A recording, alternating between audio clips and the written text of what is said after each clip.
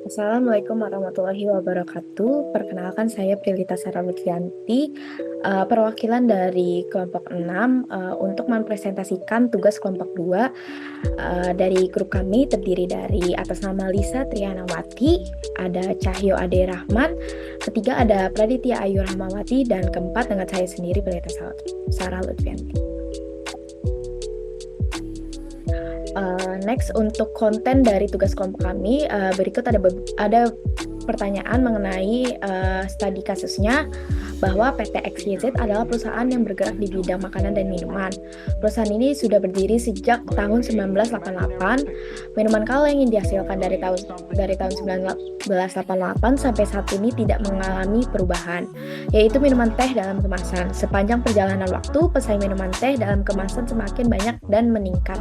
PT XYZ saat ini juga perlu melakukan inovasi dalam hal teknologi, dalam hal produksi dan pemasaran. Berikut studi kasus dari soal tugas kelompok yang kedua. Next, pertanyaan pertama, tolong buatlah analisis kekuatan, kelemahan, peluang, dan ancaman SWOT yang dimiliki oleh PT XYZ. Analisis SWOT merupakan suatu alat berupa kerangka kerja yang biasa digunakan untuk mengidentifikasi strength atau kekuatan, weakness, kelemahan, opportunities, peluang, dan threats adalah ancaman.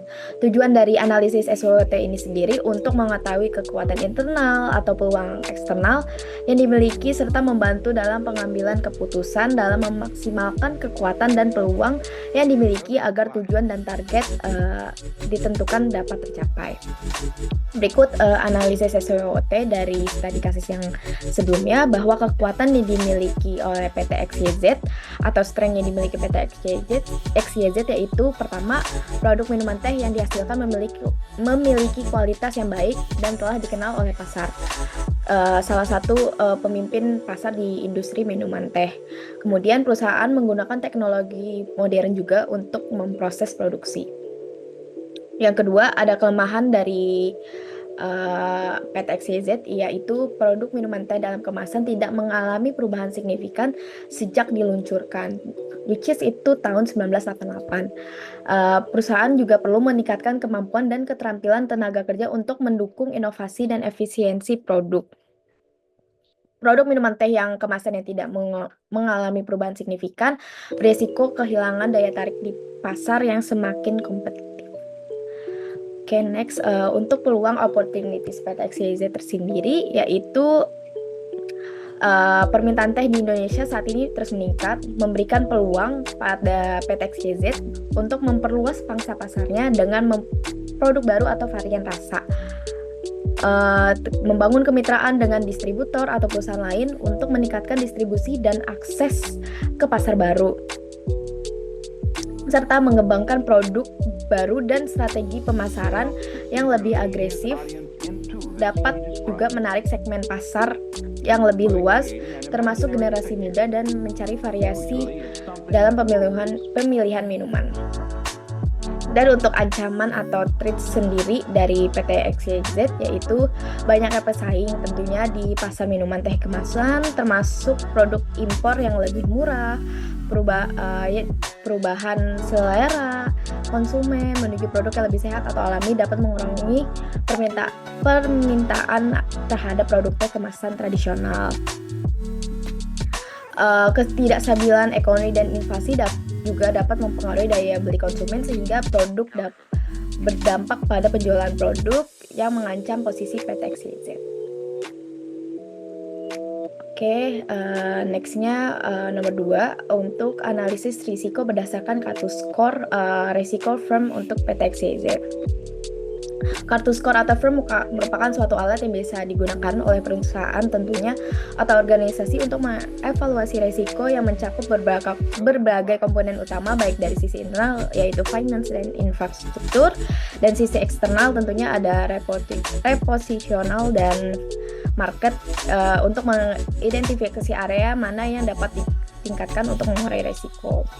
Untuk resiko finance sendiri mempunyai analisis resiko, yaitu ketidakstabilan harga bahan baku yang dapat meningkatkan biaya produksi sehingga mempengaruhi kondisi keuangan. Strategi yang dapat dilakukan yaitu memperluas jaringan supplier, menggunakan teknologi yang hemat energi atau green technology, membangun hubungan baik relasi dengan supplier. Kemudian analisis risiko dari infrastrukturnya sendiri, terbatasnya teknologi dalam mengolah produk, kurangnya proses otomasi modern.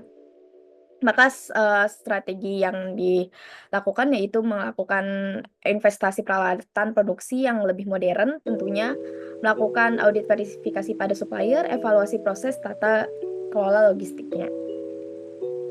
Dengan ada resiko infrastruktur juga berdampak kepada keterlambatan dan pengiriman bahan baku dikarenakan terbatasnya supplier. Resiko reputasional ada, yaitu timbulnya persepsi pasar dengan produk yang monoton atau ketinggalan zaman dengan penggunaan kemasan yang tidak ramah lingkungan. Strategi yang harus dilakukan yaitu melakukan branding produk baru yang menarik minat para calon konsumen, memperbarui kemasan produk, memperluas jaringan pemasaran dengan menggunakan digital marketing atau platform sosmed seperti e-commerce, TikTok, Instagram, Shopee, Tokopedia, dan lain-lain. Risiko marketnya sendiri dapat menurunnya tingkat penjualan karena produk yang tidak sesuai dengan tren pasar yang ada, sehingga pelanggan beralih ke kompetitor yang menawarkan inovasi lebih menarik. Maka strategi yang dilakukan yaitu mengembangkan produk dengan inovasi fitur atau layanan sesuai dengan kebutuhan pasar yang terkini, mengadakan survei pasar secara berkala untuk memantau tren atau preferensi pelanggan. Next, untuk nomor yang ketiga, buatlah strategi terkait risiko yang akan dihadapi perusahaan dengan menggunakan sistem klasifikasi PETSLAY. Sistem klasifikasi risiko PETSLAY tersebut merupakan salah satu metode yang digunakan untuk perusahaan untuk mengklasifikasikan risiko, mengidentifikasi peluang baru, membuat strategi yang efektif terkait proses operasional bisnis, dan mencakup lingkungan umum perusahaan.